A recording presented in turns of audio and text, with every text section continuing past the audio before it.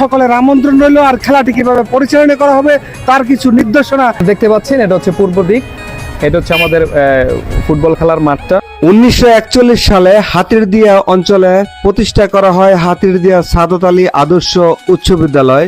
এই বিদ্যালয়ে আগামী 17 মে রোজ শনিবার 2025 সাল দুপুর 2টা থেকে শুরু হবে আরাফাত রহমান কোকো স্মৃতি gold cup football tournament.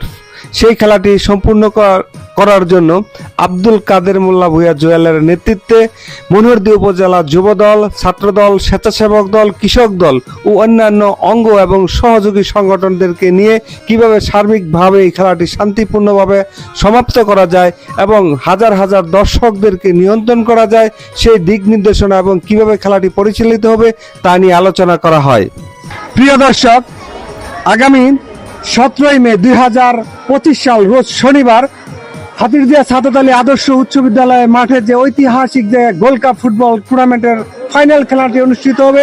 Arafat Rahman স্মৃতি গোল্ড কাপ ফুটবল টুর্নামেন্ট 2025-এর যে ফাইনাল খেলাটিতে অংশগ্রহণ করবে সাতপাইকা ফুটবল একাদশ বনাম চরসনমানিয়া চরালীনগর আলমাজউদ্দিন মুক্তার ফুটবল একাদশ। উক্ত খেলায় সকলের আমন্ত্রণ রইল। আর খেলাটি কিভাবে পরিচালনা করা হবে তার কিছু নির্দেশনা খেলার পুরাটা আমি একটা ইয়েতে নিয়ে আসছি।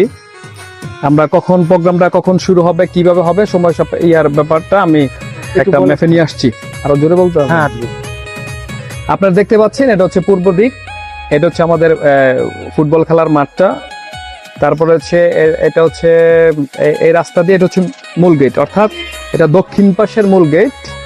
এইখানে স্বাগতম, এইখান থেকে অতিথি ঢুকবে। এই পাশে হচ্ছে Arafat Rahman cocoa gold cup football tournament 2025, এটা হচ্ছে মূল মঞ্চ থাকবে। দুই পাশে আরেকটা এক্সট্রা দুইটা মঞ্চ থাকবে।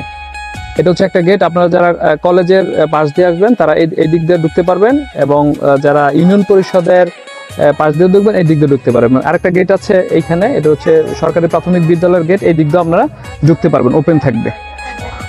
আর আপনারা দেখতে পাচ্ছেন এই যে এইগুলি থাকবে হচ্ছে রঙিন থাকবে। এইখানে সম্পূর্ণ ফিফার আলোকে, অর্থাৎ ফিফা যেভাবে খেলা স্টার্ট করে বা ইয়ে করে আমরা এইভাবে করার চেষ্টা করবো আর কি। আচ্ছা, ঠিক আছে। আপনি তো শুধু ফাইনাল সেমিফাইনাল পর্যন্ত আপনি খেলা পরিচালনা করেছিলেন, আপনার পরিচয়টা একটু দিতেন।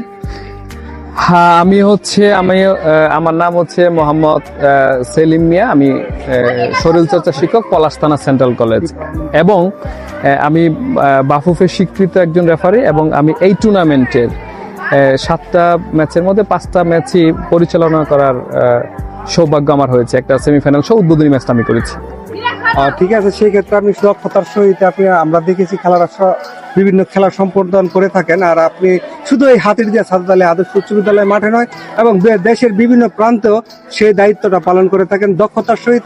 আপনার প্রতি রইল শুভকামনা, এবং দর্শকদেরকে একটি দিক নির্দেশনামূলক যে নির্দেশনা দেওয়া হলো, অর্থাৎ 17 তারিখ শনিবার দুপুর থেকে প্রচুর লোকের সমাগম ঘটবে এই হাতিরদিয়া সাদত আলী আদর্শ উচ্চ বিদ্যালয়। এই হাতিরদিয়া সাদত আলী আদর্শ উচ্চ বিদ্যালয়ের মাঠটি হচ্ছে এমন একটি মাঠ, যে মাঠে এই মনোহরদী উপজেলার ইতিহাসে সবচেয়ে বেশি মানুষ সমবেত হয় বিভিন্ন খেলা, রাজনৈতিক, সামাজিক এবং সাংস্কৃতিক প্রোগ্রাম দেখার জন্য। ঠিক তেমনি ভাগে আগামী 17 তারিখ যে এখানে আরাফাত রহমান স্মৃতি গোল্ড কাপ ফুটবল টুর্নামেন্ট অনুষ্ঠিত হবে, সেখানে প্রধান অতিথি হিসেবে উপস্থিত থাকবেন বাংলাদেশ বিএনপির কেন্দ্রীয় কমিটির সিনিয়র যুগ্ম মহাসচিব রুহুল কবির রিজভী আহমেদ, এবং সভাপতিত্ব করবেন এই কাপ মনোহরদী এবং বেলাবরের গণমানুষের নেতা এবং আগামী দিনের ধানের শীষের কাণ্ডারি ছাত্রদল, কেন্দ্রীয় ছাত্রদলের সাবেক সভাপতি আব্দুল কাদের ভূঁইয়া জুয়েল সাহেব, এবং একই খেলাটির শুভ উদ্বোধন করবেন নরসিংদী জেলার বিএনপির বিপ্লবী সভাপতি খায়রুল কবির খোকন। উক্ত খেলায় চলে আসবেন আমরা যথাসময়। সবাইকে ধন্যবাদ।